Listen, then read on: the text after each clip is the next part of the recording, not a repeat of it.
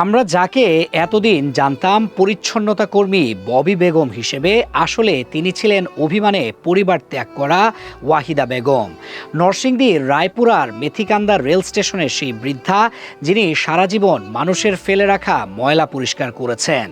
যাত্রীদের দেওয়া ৫ থেকে ১০ টাকায় কোনো মতে বেঁচেছিলেন, আর শেষ পর্যন্ত নিজের জমানো সামান্য টাকার জন্যই ছিনতাইকারীদের নির্মম হামলায় প্রাণ হারিয়েছেন। কিন্তু মৃত্যুর পর সামনে এসেছে আরও হৃদয় বিদারক এক সত্য, যাকে সবাই স্বজনহীন ভেবে এসেছে, তার আসলে একটি পরিবার ছিল ভাই বোনও। তাহলে এতদিন কোথায় ছিলেন তারা? কেন এত বছরেও কেউ খোঁজ নিল না এই বৃদ্ধার?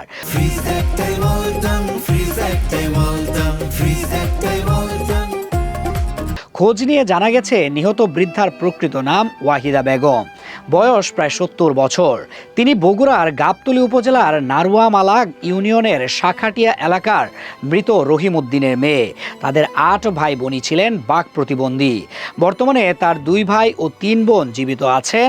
প্রায় ২৫ বছর আগে স্বামী ও একমাত্র কন্যা সন্তানের মৃত্যুতে ভেঙে পড়েন ওয়াহিদা। সেই শোক সহ্য করতে না পেরে একদিন নিঃশব্দে বাড়ি ছেড়ে চলে যান। সময়ের সঙ্গে সঙ্গে তিনিও পরিবারের কাছে হারিয়ে যাওয়া একজন মানুষে পরিণত হন। আর অন্যদিকে একটি অচেনা স্টেশনেই শুরু হয় তার জীবনের নতুন অধ্যায়। প্রায় ২৫ বছর আগে এক বিকেলে ট্রেনে চড়ে তিনি এসে পৌঁছান রায়পুরার মেথিকান্দা স্টেশনে। বাক প্রতিবন্ধী হওয়ায় নিজের নাম পরিচয় কাউকে জানাতে পারেননি। স্থানীয় মানুষই তার নাম রাখেন ববি বেগম। এরপর সেই নামেই তিনি পরিচিত হয়ে ওঠেন। ওয়াহিদার মৃত্যুর খবর সামাজিক যোগাযোগ মাধ্যমে ছড়িয়ে পড়তেই দেশ জুড়ে শুরু হয় ক্ষোভ। ফেসবুকে প্রকাশিত তার ছবি দেখেই তাকে চিনতে পারেন ছোট বোনের জামাতা সৈকত। তিনি ছবিটি স্ত্রী রাবেয়া খাতুনকে দেখালে তিনিও নিশ্চিত হন এ তো তাদের বহু বছর আগে হারিয়ে যাওয়া খালা ওয়াহিদা বেগম। পরে পরিবারের অন্য সদস্যরাও বিষয়টি নিশ্চিত করেন।